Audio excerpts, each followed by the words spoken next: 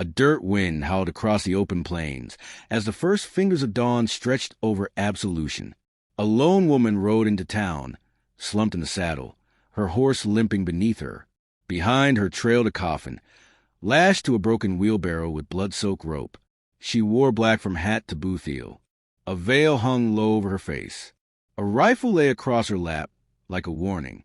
Boys at the edge of town scattered. An old drunk lifted his hat with trembling fingers. No one spoke. Not when she passed the cracked "Welcome to Absolution" sign. Not when she steered her horse straight down Main Street, like a ghost riding vengeance. The saloon doors creaked as she stepped inside. Conversations died. Even the piano halted mid-note. She walked up to the bar, placed a blood-stained envelope on the counter, and slid it toward the barkeep. "Tell Judge Withrow," her voice was low, gravel like boots on gravel, "I ain't asking any more." She turned and walked out, leaving silence behind her. Absolution was a dying town. Gold had come and gone. The brothels stayed. The bank boarded up. One lawman remained, if you could call Sheriff Dunn a lawman anymore. He watched from his porch as a widow, that's what they called her now, dragged the coffin to the churchyard and began digging with a rusted spade. A boy watched her work. Ezra, barefoot, wild-haired, no older than 10. "Ain't no funeral today," he whispered. Sheriff Dunn didn't answer. Elsewhere in town, Judge Withrow sat sipping tea on the balcony of his estate, flanked by men with guns and fewer morals. The largest ranch for 50 miles, Withrow's land reached beyond the river and up into the pines. But it was a widow's land, dry, wind-blown, and defiant, that sat dead center like a splinter he couldn't pull out. "She's alone. No kin. No claim," he muttered, watching the hills through a spyglass. "That land's mine by sunrise. Deed says otherwise," one of his men said. "Burn the deed," Withrow said without blinking. "Burn her with it." That night, rain threatened but never came. Inside her cabin, the widow lit a single oil lamp. The walls were bare but clean. She pulled a loose board from the floor and lifted a box wrapped in cavalry cloth. Inside, a cavalry saber, maps, letters, and a small bundle of arrows, Comanche made. She touched the saber's hilt, engraved with initials, J.T. Her fingers trembled. Out on the plains, a figure moved through the tall grass. No horse, no lantern, just a long silhouette shaped by hardship and war. He wore a bow across his back and a saber on his hip, hair tied in a warrior's knot. He reached the edge of a hill and looked down on the town. Jacob Tahoma, half Comanche, half soldier, all ghost. 10 years ago, he left behind a woman and a promise beneath a cottonwood tree. Now he returned with a scarred heart and nothing left to lose. In the church, the widow sat in the back pew, staring at the bullet hole through the stained glass Jesus. Her fingers clenched a silver locket, dented and old. "That land you sit on," the priest said softly, "some say it's cursed." She didn't look at him. "It's both." By morning, the coffin had been buried. The headstone read, Daniel Mave, father, cavalryman, betrayed by his own. The sheriff approached, a noose slung over his shoulder. His boots crunched dry soil. "So it's come to this," she said without flinching. "I begged him to wait," Dunn whispered. He didn't. "What's in that coffin?" he asked after long silence. She stared at him. Truth. From the ridge above town, Jacob Tahoma stood watching, bow in hand, sword on hip. The dust caught the light behind him, casting his shadow across the town. The wind rose. The noose swung gently from the gallows. And down in Absolution, the hour of justice began to count itself. The first shot rang out just past sunrise. A sharp crack, echoing off the canyon walls like thunder. The bullet split the dust beside Jacob Tahoma's boots. But he didn't flinch. He crouched low, scanning the ridgeline. Another flash. Another shot. This one missed by inches. From behind a rock. Mae fired back with her Henry rifle, her face streaked with sweat and dirt. She had led Jacob into the hills west of town, away from the gallows, away from Withrow's men, but not far enough. The bastards had followed, just like she'd expected they would. "They came fast," she said, reloading. They were ready, Jacob replied. Stringing an arrow, they were always ready. 2 riders crested the ridge. Withrow's men, the larger one with a shotgun, the other grinning like he enjoyed hunting. Jacob loosed his arrow. It hissed through the air and struck the smaller man in the throat. He gurgled and fell from his saddle. Maeve fired. The big one tumbled with a hole between his eyes. The valley fell quiet again. They crouched behind a boulder, breathing heavy. "Didn't think you'd come back," Maeve said after a long silence. "I didn't either." He reached inside his coat and pulled out the folded telegram. She didn't need to read it again. She recognized the paper, Withrow's signature style. Black ink, crimson wax seal. "That's what called you back," she said flatly. Jacob nodded. "Sent it to every bounty hunter in Kansas territory. Promised 10,000 for your land. Or your head. They've been sniffing around for months," she muttered. "I buried 2 by the river last winter. One came dressed like a priest." Jacob looked at her, something unspoken in his eyes. "You always were better at surviving than me." "I didn't survive," she said. "I just didn't die." They traveled through canyons that day, keeping low, avoiding smoke trails and circling buzzards. Jacob walked ahead, silent, his steps light. Maeve followed, her rifle slung across her back. When they stopped to drink from a spring, she caught him staring at the locket around her neck. "You kept it," he said. "Didn't mean to," she replied. "Just couldn't let go." He looked away. By sundown, they reached Samuel's old blacksmith shop on the outskirts. The place had burned once, years ago, but Samuel had rebuilt it with his own hands, stronger than before. He opened the door slow, pointing a hammer until he recognized Maeve and Jacob. "I'll be damned," he muttered. "Ain't seen that ghost since the war." Jacob gave a weary nod. "You still hiding Ezra?" "Under the floorboards, like always." Boy's got ears like a fox. Inside, the place smelled of ash and sweat and iron. Ezra peeked out from beneath the church floor hatch. His eyes locked on Jacob. "You the one they said was dead?" Jacob knelt. "I'm the one they forgot to bury." The boy studied him, quiet. Then, like some unspoken trust passed between them, he climbed out and handed Jacob a carved wooden horse. "I made this for the man who came back." Jacob took it, humbled in the face of such innocence. Night fell hard. The fire was low, the air thick with heat and the weight of truth. Maeve told Jacob everything then. How Daniel had returned from the war a different man. How he bought the land with his bonus. Worked it until he coughed blood. And how Withrow came smiling with contracts and poison in his words. "He called it a loan," she said. "Said Daniel's signature meant it was fair. Then Daniel ended up shot in the back. No trial. No judge." Jacob clenched his jaw. "And your son?" She turned away. "He was 6. Withrow said I couldn't care for a boy on cursed land. Came one night with men. Took him." Jacob's voice was a whisper. "What did you do?" "I followed," she said. "Days through snow. Found a hill marked with stones. No name. Just a wooden cross and one of Jonah's toys buried in the dirt." Jacob couldn't speak. He pulled the saber from his back, the one with JT carved into the hilt, and laid it on the table. "I should have come back sooner." Maeve didn't respond. The silence between them said everything. It wasn't hatred. It was heartbreak worn smooth by time. At dawn, Jacob scouted the hills. Samuel readied the wagon. Maeve packed 3 rifles for sticks of dynamite and a jug of moonshine. "You sure about this?" Samuel asked. "I've been sure since they took my boy." Ezra tried to follow, but Maeve stopped him. "You'll stay with Samuel." "I want to help," the boy protested. She crouched, tucked the carved horse into his coat pocket. "You already did." Then she kissed his forehead and rode out. By high noon, the 3 of them, Jacob, Maeve, and Samuel, returned to Absolution. But the town wasn't the same. Men patrolled with rifles. The gallows had been rebuilt, taller this time, and in the square stood Withrow, surrounded by his hired guns, holding a ledger like it was scripture. "Bring her out," he bellowed.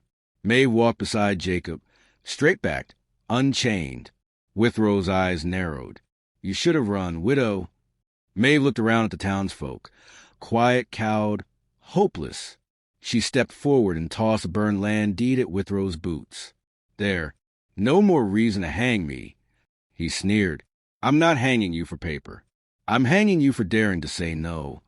Samuel muttered. Here we go. Jacob stepped forward. You want to hang someone? Start with me. Withrow laughed. And who in God's name are you? Jacob drew the saber, held it like judgment. The man you failed to kill. Gasps rippled through the crowd. The name spread like fire. Jacob Tahoma. A storm gathered above the town. Dust swirled. Thunder rumbled. Withrow drew his pistol. Kill him. But Jacob moved faster. The saber flashed, cutting the gun clean from Withrow's hand. Maeve fired. Samuel threw dynamite into the supply cart. The town erupted in smoke and screams. The hired gun scattered. Townsfolk ducked into shops. Through the chaos, Jacob fought, blades swinging, arrows flying, while Maeve chased Withrow into the church. Lightning shattered a window. Inside, he waited with a knife to Ezra's neck. He followed you, Withrow said, wild-eyed, like a dog to slaughter.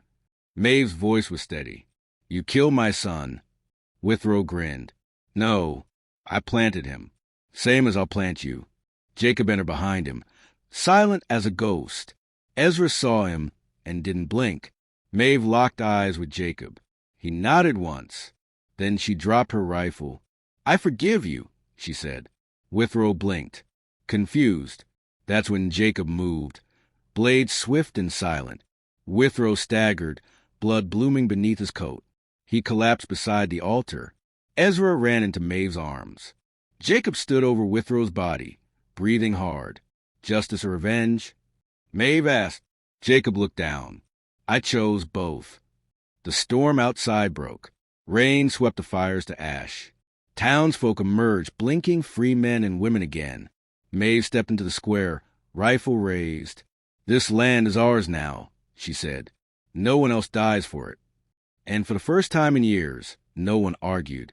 As the rain washed the blood from the street, Jacob took Ezra's hand and led him to the cottonwood at the edge of town.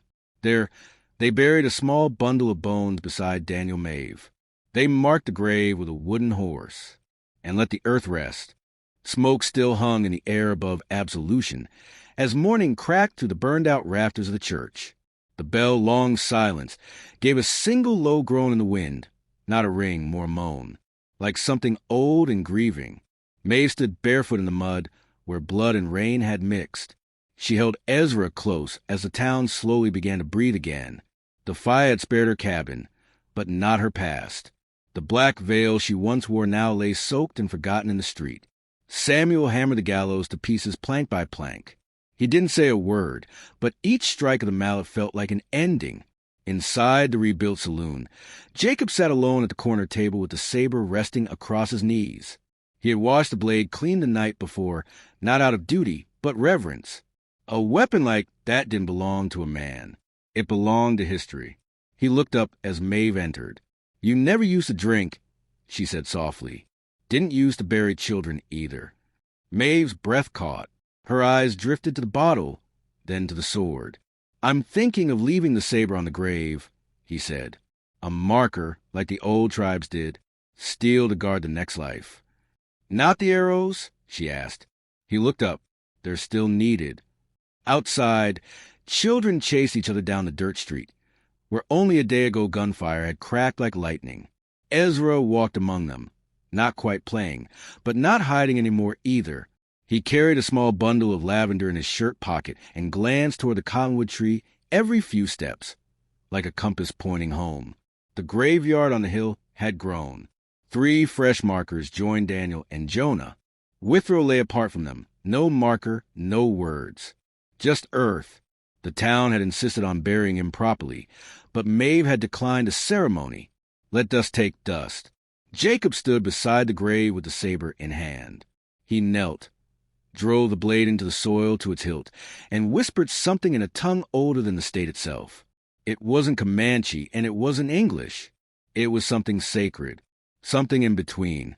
Later that afternoon, Sheriff Dunn came to the cabin, hat in hand.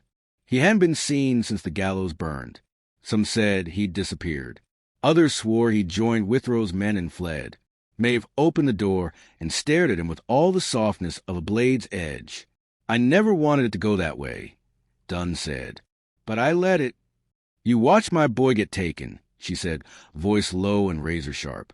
"You strung up rope and told yourself it wasn't your hands holding it." He nodded. "That's true." Maeve waited. "I came to say I'm done being law for any man richer than his boots. If you'll have me, I'll wear the badge and do it right. If not, I'll leave." She stepped aside. "Talk to the boy. He knows justice when he sees it." Inside, Ezra sat by the hearth, whittling a horse from scrap wood. Dunn removed the badge from his pocket and laid it on the table beside the child. "You decide," he said. "Give it back if you think I'm worth the wait." Then he left. That night, rain came again, this time gentle, no fire, no thunder. Just water falling steady across the roof as the town slept like it hadn't in years. Maeve lit a single candle and placed it on the windowsill. Jacob came in from the barn, his coat still wet, his face unreadable. "You never asked," he said. "About what?" "Why I stayed gone." She didn't answer. "I got caught on the wrong side of the war. Fought for a flag that didn't want me. Wasn't Union, wasn't Confederate, wasn't Comanche either. Just lost." Maeve stared into the flame. "I heard about Jonah late," he continued. "Didn't know he was mine until the letter. I was too ashamed to come back. Figured I'd only bring more death." "You would have brought him peace," she said, voice brittle as glass. Jacob sat across from her. The candlelight danced between them, casting long shadows on the log walls. "I can't change what I did," he said. "No," she agreed. "But you changed what came after." In the morning, the town gathered near the cottonwood tree for a proper burial. Maeve had made new wooden markers, one for Jonah, one for Daniel. Jacob carried Ezra on his shoulders. Samuel led a prayer. No Bible, just a poem, read by a girl with a ribbon in her hair. The earth took blood and gave back flowers. The wind took names and gave back silence. But the soul does not forget. They buried the saber that day, point down just like Jacob said. Ezra placed a wooden horse at the base. Maeve wrapped a strip of Jonah's old shirt around the hilt. The wind stirred, soft and slow. Somewhere in the distance, a hawk cried. Weeks passed. Jacob repaired fences, helped rebuild the schoolhouse, and taught Ezra how to track deer without a rifle. Maeve reopened the general store with supplies left behind by fleeing outlaws. Samuel took over as church caretaker. Dunn stayed, the badge returned by Ezra without a word, just a nod. No one called it a miracle. They called it mercy. Then, one morning, Jacob packed a saddlebag. No goodbye, just motion. Maeve caught him near the cottonwood. "Where you going?" she asked. "West. Maybe north. Maybe nowhere." She stood in his path. "There's still land here. Still wolves." Jacob smiled faintly. "I know, but sometimes a man has to leave to understand what he left behind. You'll come back?" He didn't answer, but he reached into his coat and handed her something wrapped in leather. She unwrapped it slowly. Inside, 3 of his arrows and a hand-drawn map. "This is everything I know about the borderlands," he said. "For Ezra, if he ever needs a ride farther than I did." Maeve nodded. "And what about you?" Jacob looked to the horizon. "I'll find whatever's left of me, and I'll bring it home." He rode off alone, dust trailing behind him like memory. The town watched from porches and windows. No one waved. No one needed to. Maeve watched until he vanished over the ridge. She stood there a while, until Ezra tugged at her sleeve. "I want to learn the bow," he said. She knelt, handed him one of Jacob's arrows. "Then let's begin." The two of them walked back toward the barn, the light of morning following. In time, the story would fade. The saber would rust. The cottonwood would grow over the grave. But somewhere beyond the river, past the ridges and into the old blood hills, a traveler might hear the whisper of a bowstring in the wind and remember the tale of a woman who stood against the gallows, and a man who came back not with bullets, but with a sword and arrows. The snow came early that year. Thin, dry flakes drifted down over Absolution like ash from a dying fire. It clung to fence rails and boot prints, to rooftops and the wooden cross by the cottonwood. The cold crept in not with violence, but with the slow, certain silence of time claiming what blood and fire could not. Maeve stood at the edge of her field, wrapped in her late husband's coat, staring out across the rows of winter wheat. The land was no longer cursed. It was hers, and it was healing. The wind still whispered to the tall grass, but it spoke differently now, less like warning, more like remembrance. Ezra rode circles around the barn on the paint pony Jacob had given him. His bow was too big for him, but he practiced every day anyway, until his fingers were raw and his knuckles bled. He strung it by memory now. He didn't smile much, but he no longer flinched at thunder or strangers. Inside the church, Samuel knelt beneath the altar with chisel, carving names into a thick pine board. Daniel Maeve, Jonah Maeve, Clara, the schoolteacher lost to Withrow's fire. Jonah's name he carved last, slow, steady. The boy had never spoken a word in town, but somehow everyone remembered him. Dunn patrolled the edge of town on foot now. The gallows were gone, replaced by a bell that rang twice each morning, once for justice, once for peace. No one questioned his authority anymore. He hadn't earned their trust overnight, but he stayed. And in a town like Absolution, sometimes staying was enough.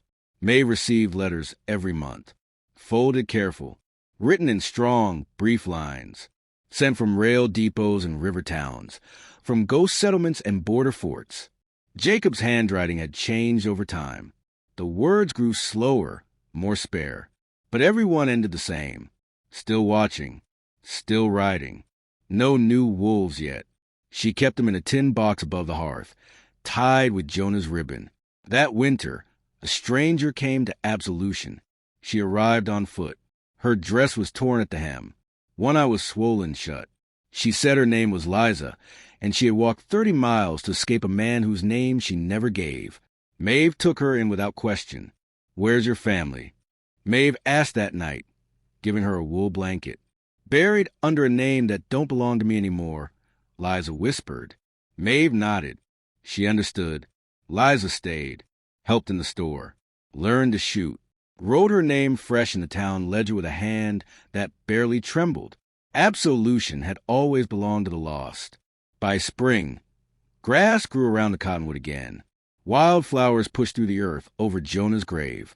Maeve planted a circle of lavender around it, same as she had around the porch. Ezra kept the weeds clear. Samuel held the first wedding in the rebuilt church, a former saloon girl named Mercy, and a horse wrangler who used to ride with Withrow, but laid down his gun the day Jacob rode into town. Forgiveness, Maeve thought, was a hard as soil, but something still grew there. The saber remained buried, rusting slowly, its hilt wrapped in Jonah's cloth, the blade facing east. Some nights, Ezra would sit by the tree and ask if it would glow in the dark if danger ever returned. Maeve would smile and say, "Only if you're brave enough to see it." One morning in July, a hawk landed on the cross above the grave. It stayed there until sunset, watching. Then it lifted off with a scream that echoed across the valley. That night, Maeve knew. She found the final letter tucked into a saddlebag on her porch. The handwriting was slower, faded. "The wolves are gone. My part of the dust is done. I'm going home another way. I left the bow at your door. Let Ezra choose what kind of man he'll be. Tell him it doesn't matter what blood made him, only what blood he's willing to spill for what's right." Maeve didn't cry. She folded the letter and placed it in the tin with the others. Then she stepped outside. The bow leaned against the doorframe, just as promised. String tight, limbs polished. She picked it up, weighed it in her hand. Ezra stepped onto the porch behind her. She turned to him. "It's yours now." The boy took it carefully, reverently. "Will he come back?" Maeve shook her head. Not the way he left. That night, Ezra sat by the cottonwood, the bow across his lap, and whispered the prayer Jacob had taught him. Not in English, not in Comanche, but in the quiet language between a boy and a father who never stopped riding home. Years passed. Absolution became a town of second chances. Men rode in with blood on their coats and left with calluses on their hands. Women who'd once sold themselves for whiskey now taught children to write. The church bells rang not just for peace or justice, but for weddings, births, and sometimes, too often, for burials. Ezra grew tall. He kept the bow close. Learned to speak Comanche from an old trader who passed through every spring. He didn't ask about his father much. He didn't have to. Every time he looked in the mirror, the eyes staring back at him belonged to Jacob Tahoma. Maeve aged quietly. Wrinkles around her mouth, silver in her hair. She kept the store, the garden, the boy, all the parts of her that still had roots. She never remarried, but she never lived alone. When the railroad finally came to the region, they offered to buy the land for more than Withrow ever had. Maeve declined with a smile. This land's already been paid for, with blood and truth. The man from the railroad looked confused, but he nodded. On the anniversary of Jonah's burial, Maeve, Ezra, and Samuel stood beneath the cottonwood and lit 3 candles. One for the boy, one for Daniel, one for the man who returned with sword and arrows and left without saying goodbye. When the last candle burned out, the wind rose. For a moment, just a moment, the saber's hilt shimmered in the dark. Maeve smiled. "I saw it," Ezra whispered. She placed a hand on his shoulder. "Then you're ready." The next day, he saddled a horse and rode out, not for war, not for vengeance, just to see the world his mother had defended and his father had wandered. Maeve watched from the porch as he disappeared over the hill, just like Jacob had. Her heart beat steady, not in fear, in faith. A week later, she received a letter. "The river's wide, the sky's bigger than stories say. There's no wolves here, just people who forgot they were once hunted. I'm riding with mercy, just like you taught me." She folded the letter, tied it with the rest. The lavender bloomed strong that year, and every night, as the sun fell behind the cottonwood, the wind carried a voice that belonged to no man or woman, no outlaw or lawman, just the land itself, whispering thanks to a widow who never bowed and the ghost who returned with a bow, a blade, and unfinished promises. The saddle still sat beneath the tree, and would for as long as the dust remembered.